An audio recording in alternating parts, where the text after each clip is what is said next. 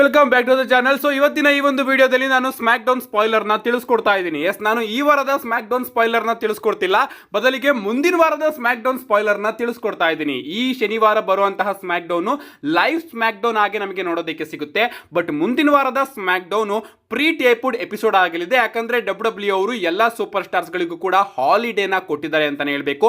ಅಷ್ಟೇ ಅಲ್ಲ, ಮುಂದಿನ ವಾರದ ಮಂಡೇ ನೈಟ್ ರೋ ಆದ್ಮೇಲೆ ಡಬ್ಲ್ಯೂ ಅವರು ಅದರ ನೆಕ್ಸ್ಟ್ ಮಂಡೇ ನೈಟ್ ರೋನು ಕೂಡ ಪ್ರೀ ಟೇಪ್ ಮಾಡ್ಕೋತಾರೆ. ಸೊ ಕ್ರಿಸ್ಮಸ್ ಹತ್ರ ಬರ್ತಿರೋ ಕಾರಣ ಡಬ್ಲ್ಯೂ ಅವರು ಎಲ್ಲರಿಗೂ ಕೂಡ ಹಾಲಿಡೇನ ಕೊಡ್ತಾ ಇದ್ದಾರೆ. ಇದೊಂದು ರೀತಿ ಒಳ್ಳೆ ವಿಚಾರ ಅಂತಾನೆ ಹೇಳ್ಬಹುದು. ಕೆಲವೊಂದಷ್ಟು ವರ್ಷಗಳ ಹಿಂದೆ ಯಾವುದೇ ರೀತಿಯ ಮಂಡೇ ನೈಟ್ ರೋನೇ ನೋಡೋದಕ್ಕೆ ಸಿಗ್ತಾ ಇರಲಿಲ್ಲ. ಮಂಡೇ ನೈಟ್ ರೋ ರೀಕ್ಯಾಪ್ ಅಂತ ಡಬ್ಲ್ಯೂ ಅವರು ಸುಮ್ಮನೆ ಯಾವುದೋ ಒಂದು ಶೋನ ಮಾಡೋರು. ಅದಕ್ಕಿಂತ ಮೊದಲೇ ಟೇಪ್ ಮಾಡ್ಕೊಂಡ್ರೆ ಒಳ್ಳೇದು ಅಂತಾನೆ ಹೇಳ್ಬಹುದು. ಸೊ ಮುಂದಿನ ವಾರದ ಸ್ಮ್ಯಾಕ್ ಡೌನ್ ನಲ್ಲಿ ಏನೇನಾಗುತ್ತೆ ಅಂತ ನಾವು ನೋಡ್ಕೊಂಡು ಬರೋದಾದ್ರೆ, ಶೋನ ಓಪನಿಂಗ್ ಅಲ್ಲಿ ನಮಗೆ ಡೇಮಿಯನ್ ಪ್ರೀಸ್ಟ್ ಅವರ ಎಂಟ್ರಿ ನೋಡೋದಕ್ಕೆ ಸಿಗುತ್ತೆ. ಬಟ್ ಅವರು ಎಂಟ್ರಿ ಆದ ಕೂಡಲೇ ನಮ್ಮ ಅಲಿಸ್ಟರ್ ಬ್ಲ್ಯಾಕ್ ಹಾಗೆ ಜಲೀನಾ ವೇಗಾ ಅವರು ಡೇಮಿಯನ್ ಪ್ರೀಸ್ಟ್ ಅವರ ಮೇಲೆ ಬ್ರೂಟಲ್ ಆಗಿ ಅಟ್ಯಾಕ್ ಮಾಡೋದಕ್ಕೆ ಶುರು ಮಾಡ್ತಾರೆ. ಇವರ ಫ್ಯೂಡ್ ನಡೀತಾ ಇದೆಯಲ್ಲ, ಅದಕ್ಕೋಸ್ಕರ ಡಬ್ಲ್ಯೂ ಅವರು ಈ ರೀತಿ ಒಂದು ಆಂಗಲ್ ನ ತೋರಿಸಿದ್ದಾರೆ ಅಂತಾನೆ ಹೇಳ್ಬೇಕು. ಇಷ್ಟೇ ಅಲ್ಲ, ನಮ್ಮ ನಾಯಾ ಜಾಕ್ಸ್ ಹಾಗೆ ಲ್ಯಾಶ್ ಲೆಜೆಂಡ್ ಅವರು ಕಬೂಕಿ ವಾರಿಯರ್ಸ್ ಅವರನ್ನು ಕೂಡ ಸೋಲಿಸ್ತಾರೆ ಅಂತಾನೆ ಹೇಳ್ಬಹುದು. ಅಷ್ಟೇ ಅಲ್ಲ, ನಮ್ಮ ಜೂಲಿಯಾ ಹಾಗೆ ಆಲ್ಬಾ ಫೈರ್ ಅವರ ನಡುವೆ ಕೂಡ ಒಂದು ಮ್ಯಾಚ್ ನೋಡೋದಕ್ಕೆ ಸಿಗುತ್ತೆ. ಅಂಡ್ ಈ ಒಂದು ಮ್ಯಾಚ್ ಅಲ್ಲಿ ನಮ್ಮ ಜೂಲಿಯಾ ಅವರು ವಿನ್ ಆಗಿದ್ದಾರೆ. ಇದಾದ್ಮೇಲೆ ನಮಗೆ ಇಲ್ಜಾ ಡ್ರಾಗೋನೋ ಹಾಗೆ ಕಾರ್ಮೆಲೋ ವರ್ಸಸ್ ಡಿಎವೈ ಅವರ ನಡುವೆ ಒಂದು ಟ್ಯಾಗ್ ಟೀಮ್ ಮ್ಯಾಚ್ ಕೂಡ ಡಬ್ಲ್ಯೂ ಅವರು ಪ್ಲಾನ್ ಮಾಡ್ತಾರೆ. ಅಂಡ್ ಈ ಒಂದು ಮ್ಯಾಚ್ ಅಲ್ಲಿ ನಮ್ಮ ಡ್ರಾಗೋನೋ ಹಾಗೆ ಕಾರ್ಮೆಲೋ ಹೇಸ್ ಅವರು ವಿನ್ ಆಗ್ತಾರೆ ಅಂತಾನೆ ಹೇಳ್ಬಹುದು.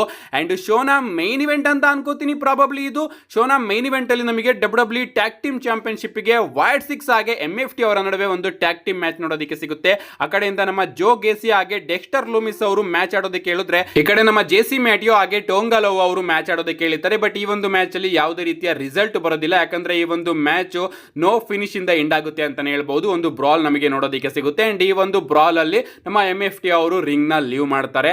ಸೊ ಇಷ್ಟು ನಮಗೆ ಶೋ ಅಲ್ಲಿ ನೋಡೋದಕ್ಕೆ ಸಿಗುತ್ತೆ. ಇದಲ್ದಲ್ಲಿಂದ ಕೂಡ ನಮಗೆ ಅಮೆರಿಕನ್ ನೈಟ್ ಮೇರ್ ಕೋಡಿ ರೋಡ್ಸ್ ಅವರ ಎಂಟ್ರಿ ಕೂಡ ಸ್ಮ್ಯಾಕ್ ಡೌನ್ ನಲ್ಲಿ ನೋಡೋದಕ್ಕೆ ಸಿಗುತ್ತೆ. ನಮ್ಮ ಕೋಡಿ ರೋಡ್ಸ್ ಅವರು ಬಂದು ಡ್ರೂ ಮ್ಯಾಕೆಂಟೈರ್ ಅವರ ಮೇಲೆ ಒಂದು ಪ್ರೋಮೋನ ಕಟ್ ಮಾಡ್ತಾ ಇರ್ತಾರೆ. ಅಂಡ್ ಅಲ್ಲಿಗೆ ನಮ್ಮ ನಿಕ್ ಕಾರ್ಡಿಸ್ ಅವರು ಕೂಡ ಬರ್ತಾರೆ. ಅಂಡ್ ನಿಕ್ ಕಾರ್ಡಿಸ್ ಅವರು ಕೂಡ ಕೋಡಿ ರೋಡ್ಸ್ ಅವ್ರನ್ನ ಸಮಾಧಾನ ಮಾಡೋದಕ್ಕೆ ಟ್ರೈ ಮಾಡ್ತಾರೆ ಅಂತಾನೆ ಹೇಳ್ಬಹುದು.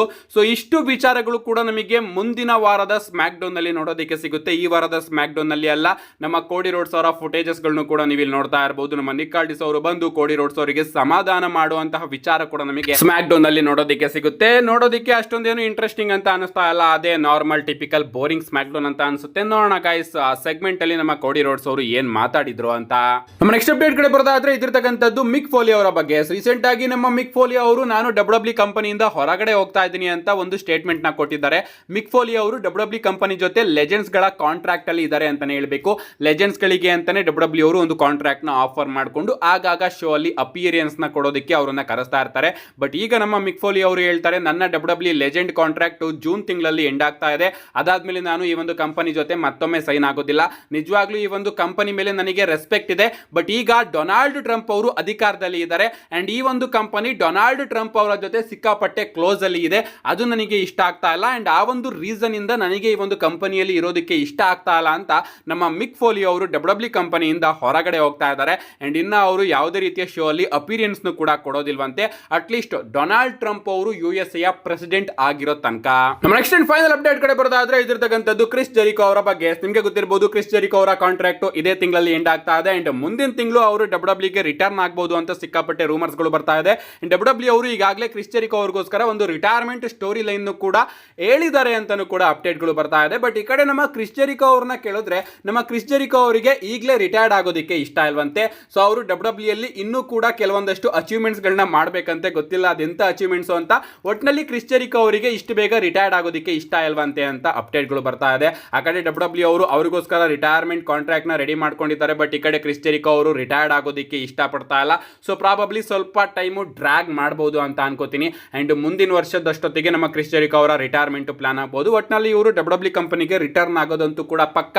ರಾಯಲ್ ರಂಬಲ್ ಅಲ್ಲಿ ನಾವೆಲ್ಲರೂ ಕೂಡ ಕ್ರಿಸ್ ಜೆರಿಕೋ ಅವ್ರನ್ನ ಎಕ್ಸ್ಪೆಕ್ಟ್ ಮಾಡಬಹುದು.